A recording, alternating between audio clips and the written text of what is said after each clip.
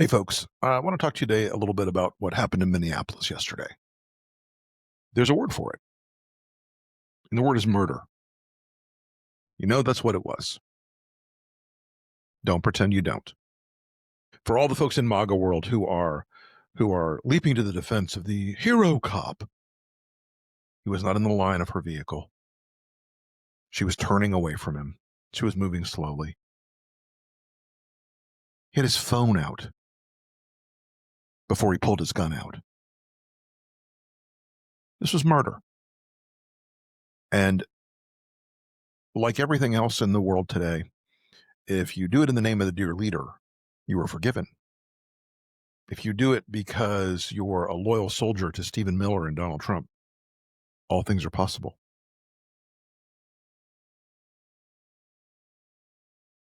There's frame by frame analysis of this. It's not going to end well for this cop, this ICE agent. I'll tell you why. Because he shot her first through the windshield, and then when she was well past him, shot her twice more in the head. Then they denied a doctor who was on the scene, wouldn't let him come near her to try to stop the bleeding. Now, she was probably DOA anyway, but it's the idea that ICE can do whatever they want was playing out right then. Because at that point, they were like, we know the president will cover us. We know the vice president will cover us. We know Kristi Noem will cover us. We know Stephen Miller is our real boss. So we're going to do what the fuck we want to do. We're going to kill who we want to kill. And that's the purpose of this machine that Stephen Miller has built. It is not just to remove immigrants from America, which is that's the tier one explanation for it. But it's also to harm the idea, to poison the idea that anyone can resist the use of the state power of an expanded ICE, that anyone can resist or protest or object in any way to the dear leader's will being played out on the streets of America. She was a mom in a Honda Pilot. She was shot in the head 3 times. Immediately, the lie machine kicked into the highest possible gear. Trump tweeting that ludicrous set of lies. Oh, she ran him down. He's in the hospital. How he survived, we don't know. Bullshit. Kristi Noem, same story. They were stuck in the snow when they were mobbed and attacked and dragged. Again, a flat lie. Today, at around 1 o'clock, the press secretary, Carolyn Levitt, and J.D. Vance are going to do a press brief, a press avail. And they're going to go into that press avail, and they're going to smear the name of Renee Good as a terrorist, as a criminal, as someone who assaulted police. And that is a lie. The lies are not even vaguely credible. But this tells you a lot about what they have to sustain inside the MAGA media bubble. A bigger and bigger bubble every day, by the way. So when you get MAGA outlets like Fox and Newsmax and OAN and CBS News, those MAGA outlets are going to describe this in the terms that J.D. Vance and Carolyn Levitt and Donald Trump and Kristi Noem and Stephen Miller want it described in. They want to use the word domestic terrorist to describe a woman who was observing ICE raids, a woman who was shot in her used Honda Pilot, turning away from the officers, scared to death as guys bum rushed her car. This was a murder. And I know the folks in the MAGA world are like, the hero cop. I'm sorry. Cops do a heroic job every day. They go out and they put themselves on the line for folks in America every day in the local communities and states and counties and cities. ICE is not the same thing. They're not the same thing. These people have now been drawn from the dregs of the Proud Boys, folks who are, as someone said to me today, too chicken shit to join the military and too stupid to be a cop. My friend Evan Fields said, if you're in the military and you have an AD, an accidental discharge, even a blank, you're going to get knocked down in rank. You're going to get disciplined. You know what's going to happen to this guy who shot a woman in the head 3 times? Nothing. In fact, Trump has already told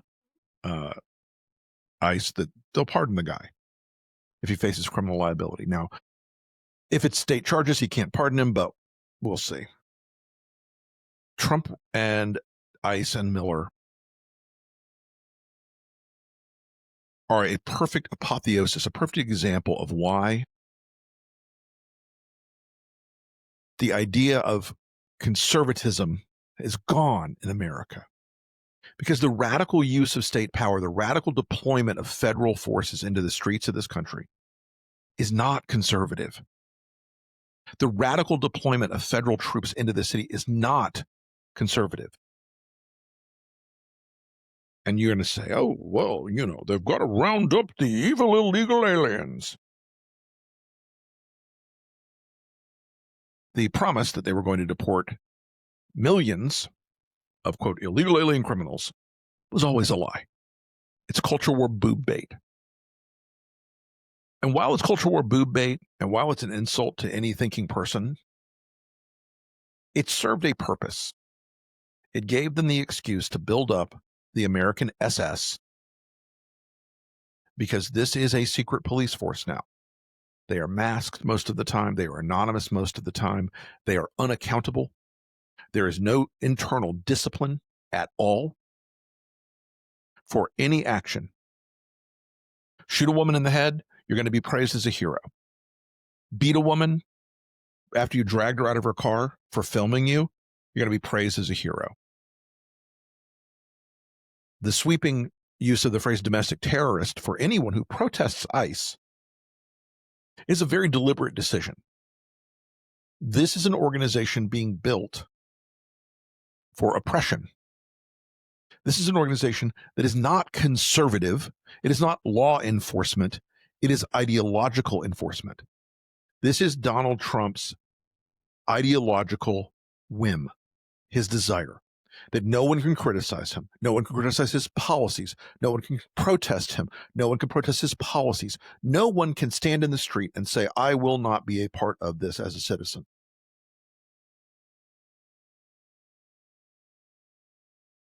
The use of deadly force against American citizens should be the very, very, very final line. The defense of immediate threat to the life of those officers. He was already out of the way. She was turning the car the other way. She was moving slowly. There was never an attempt to murder him or run him down. That was a lie from the start. They want permission to kill people without accountability, and they've gotten it. Trump wants you to be terrified when you see ICE on the streets. They want you to be terrified when ICE is in your city. They want you to feel like, I can't say anything because maybe they'll shoot me next.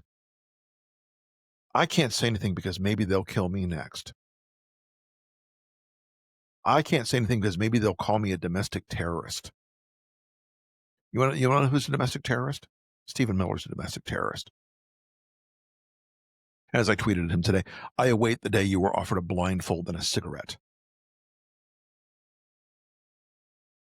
And as for the Democrats, there's another shutdown fight coming. And if you do not shut it down over DHS, you are fools. If you agree to keep funding this, then you agree with this. If you agree to budget this, then you agree with it. Look, the Republican majority now is dying off by the minute. They have so few seats left that one car accident, one affair, one screw up kills the majority before the 2026 elections. And I know Democrats, your pollsters are telling you, stick with healthcare, stick with healthcare, stick with healthcare. They're murdering Americans in the streets. The economy has crashed and is crashing no matter what bullshit happy face numbers Trump puts on it. They are abusing power at a scope that is unimaginable. But Miller has built a murder machine. And Hegseth has built a machine to set up a protection racket by invading Venezuela and invading Greenland and God knows where else we're going to go next. Alberta, Saskatoon, I don't know. But the idea that America is a shining city on a hill, it's not anymore. These guys have ensured that. It is a ruin rather than a city, lit by the light of flashbangs and echoing with the sound of gunfire, honestly.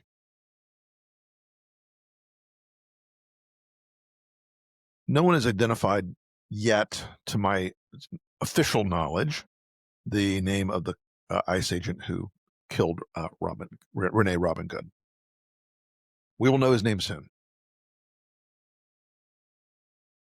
Minnesota is under terrible pressure right now with the fear that Trump will send active duty military forces to the state. You could see it in Tim Walz yesterday. He's terrified that people are going to protest and that ICE is going to use much more deadly force, and that Trump will send the military in there, and he may. So Democrats, if you don't understand that unless you take steps when you get the majority, whether it's this summer or this year or after the election, to rein this in, you are a part of it. If you're funding it, you're a part of it. Republicans right now know exactly what they're doing.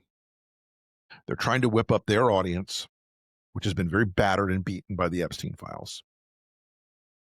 And their audience, which was less enthusiastic about Venezuela than they expected.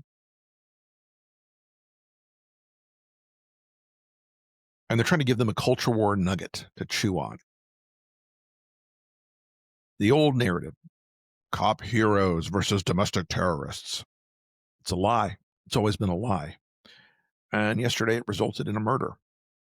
And if you can look in that Honda Pilot at that bloody airbag and know that that woman died terrified for no reason, except that Stephen Miller's murder machine has been given carte blanche to kill American citizens. And I can't help you. Anyway, folks, welcome to the new year. And strap in. It's going to be a hell of a ride. I'll talk to you soon.